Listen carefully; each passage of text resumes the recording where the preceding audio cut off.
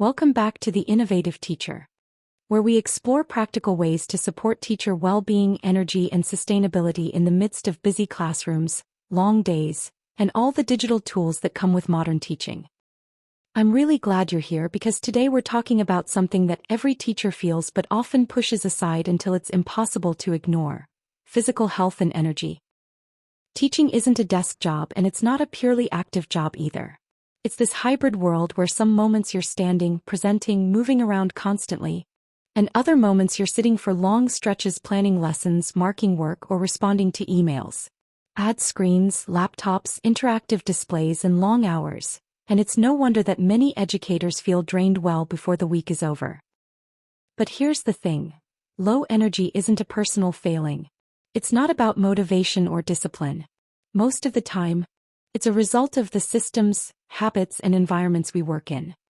The good news is that small, intentional adjustments can dramatically improve how you feel during the day, how long your energy lasts, and how quickly you recover after work. And these adjustments don't have to be complicated or time-consuming. They're practical, realistic, and fit into real teaching days. Let's start with something simple but incredibly effective: movement. Many teachers assume they move enough simply because they're on their feet during lessons. But research consistently shows that what matters isn't just whether you're moving, it's how often you move. Long stretches in one position, even standing, can fatigue muscles, reduce circulation, and lead to tight shoulders, sore backs, and heavy legs. One way to counter this is through what I like to call micromovement. This doesn't mean scheduling a full workout between lessons. It means tiny, intentional movement breaks built into your day. For example, you could roll your shoulders while students are settling in, do a few calf raises while preparing materials, or take a short walk across the campus during a planning period. Even 10 seconds of movement here and there keeps blood flowing, eases tension, and helps maintain steady energy.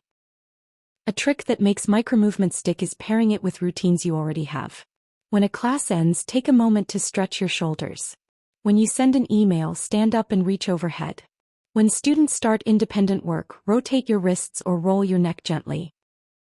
These small cues turn movement into automatic habits instead of something you have to remember to do.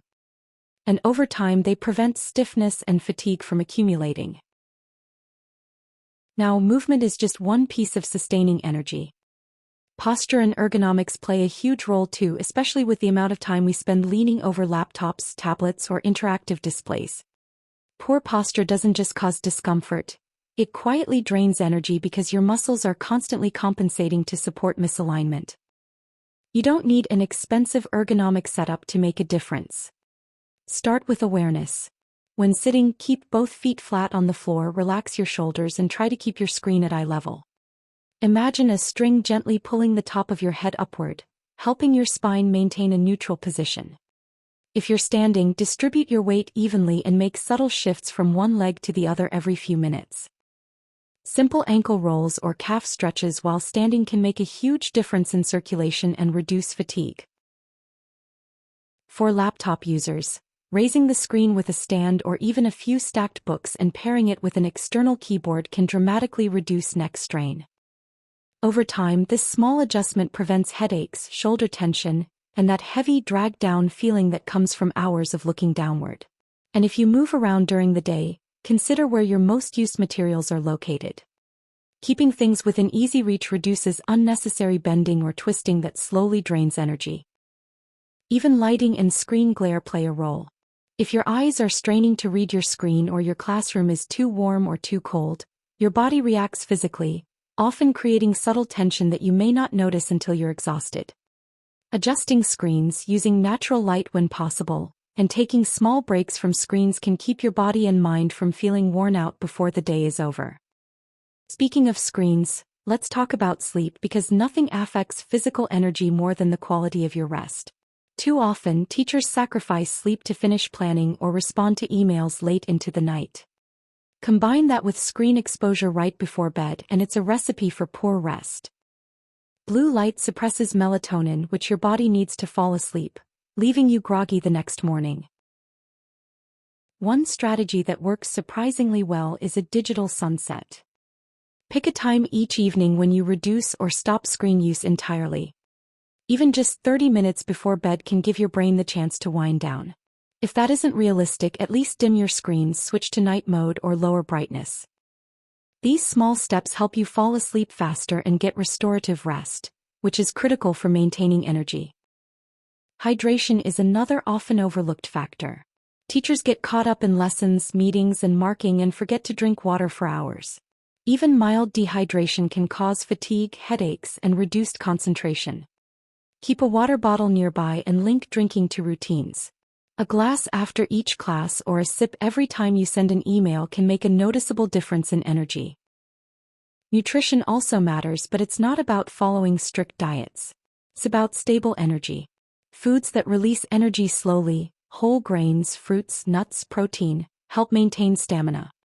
Sugary snacks or excessive caffeine create spikes followed by crashes. And caffeine itself isn't bad if used intentionally. A morning coffee can boost alertness, but afternoon coffee may disrupt sleep and reduce energy the next day. Thinking of caffeine as a tool rather than a constant companion helps you use it strategically. Another simple yet powerful energy booster is your breathing. When we're stressed or rushing, our breathing becomes shallow and rapid, signaling the body to stay in heightened alertness. This drains energy over time. Taking slow, deep breaths, even for 1 minute, can calm the nervous system and restore focus.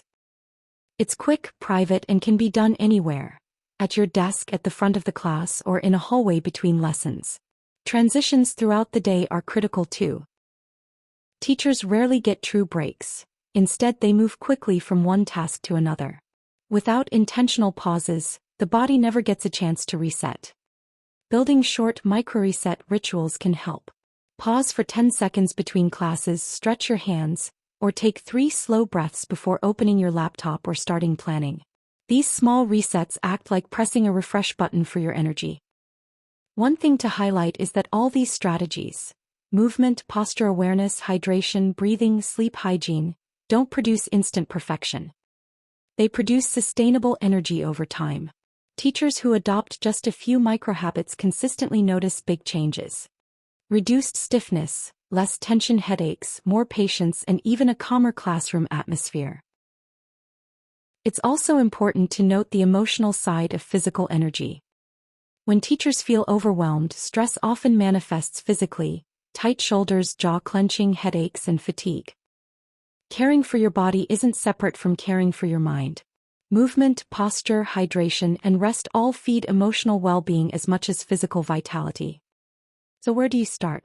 Pick something achievable. Drink water after each lesson. Stretch your shoulders between classes.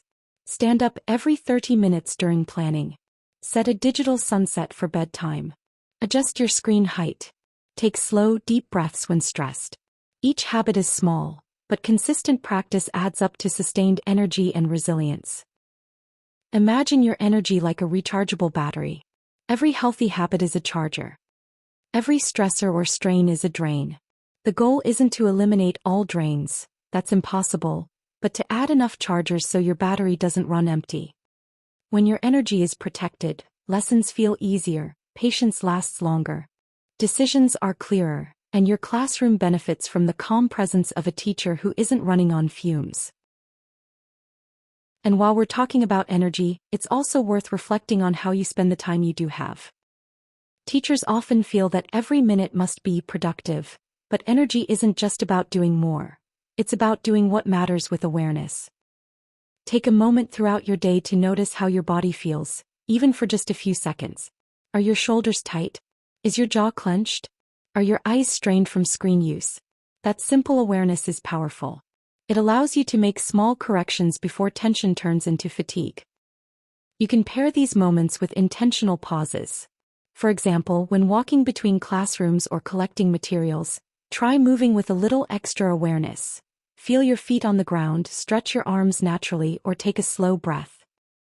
These brief moments might seem insignificant, but over the course of a day, they act like mini recharges for both body and mind.